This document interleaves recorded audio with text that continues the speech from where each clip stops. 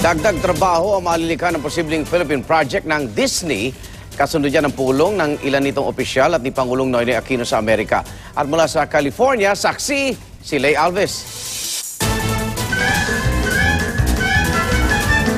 Minsan lang na-excite ang mga Pilipino sa mungkahing dalhin sa Pilipinas ang Disneyland.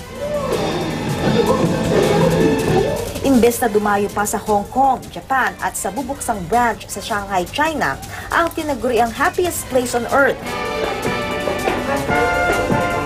Ipinanukalang dalhin sa Clark, Pampanga.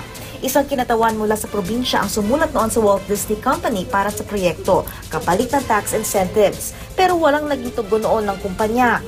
Matuloy na kaya yan ngayong nakipagpulong si Pangulong Aquino sa ilang executives ng Walt Disney? Wala pang ganyang napag-usapan kanina pero may good news pa rin para sa mga Pilipino, lalo sa mahilig sa game development at animation. Sabi kasi ng Disney executive sa Pangulo, balak nilang itap ang mga talentadong Pilipino na sumunod sa yapak ng ilang dugong Pinoy sa Disney.